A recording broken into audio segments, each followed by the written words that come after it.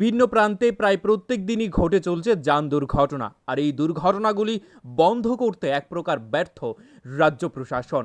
এবার বনমালীপুর বিকে রোডের নিবিড় দেবের বাড়িতে ভোরবেলা ট্রিপার গাড়ি নিয়ন্ত্রণ হারিয়ে একেবারে বাড়ির মূল ফটকে ঢুকে পড়ে নিবিড় দেব এবং ওনার স্ত্রীর অভিযোগ ড্রাইভার মদমত্ত অবস্থায় ছিল বলেই এই দুর্ঘটনাটি সংঘটিত হয়েছে। দুর্ঘটনার ফলে নিবিড় বাবুর প্রায় 10 লক্ষ টাকার মতো ক্ষয়ক্ষতি হয়েছে বলে জানা গেছে।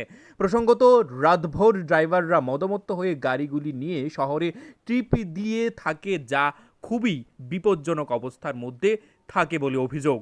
যদি বাড়ির গেটে কেউ থাকতো তাহলে অবশ্যই মৃত্যু হতো কারুর না কারুর। এই ঘটনা আর বলার অপেক্ষা রাখে না। এখন দেখার বিষয় রাজ্যের ট্রাফিক দপ্তর দুর্ঘটনা রোধে আগামী দিন কতটা গুরুত্বপূর্ণ ভূমিকা পালন করে থাকে।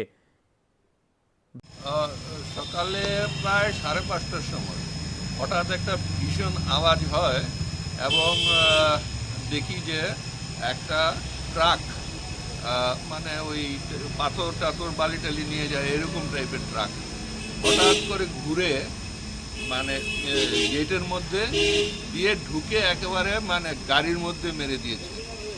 একদম পুরো আপনার স্ট্রাকচার দরজা ফরজা সব ভেঙে গাড়ি একদম চ্যাপ্টা। কত টাকার আনুমানিক ক্ষয়ক্ষতি হয়েছে?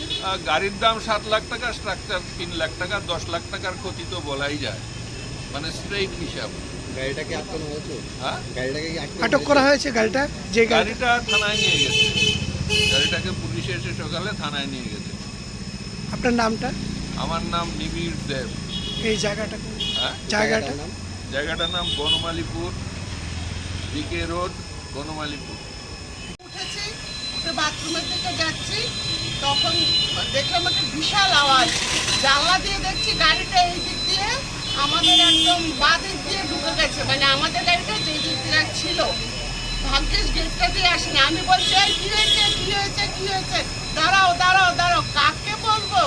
তারপর সেই ঢুকে পুরো গাড়ি ভেঙেছে, দরজা ভেঙেছে, জানালা ভেঙেছে। মানে আজকে যে আমরা প্রাণে বেঁচেছি এটাই। আর রোড সাইডে যে বাড়ি, সেটা দেখুন, এই বাড়ি আজকের না, অনেক দিন আগে থেকে, আমি বিয়ের আগে থেকে দেখেছি এখানটায় গাড়ি আছে। গাড়ি সবসময়ই আমাদের থাকতো, ওই আগে তো এরকম ঘটনা ঘটেনি।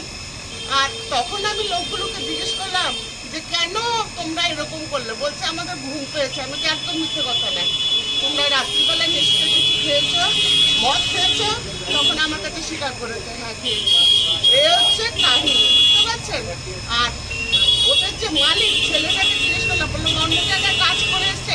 আমার কথা হচ্ছে একটা তো লেবার রেট আছে না, লেবার রেট যদি একবার রাত্রিতেও ডিউটি করবে, এখানেও করবে, তা তো হয় না।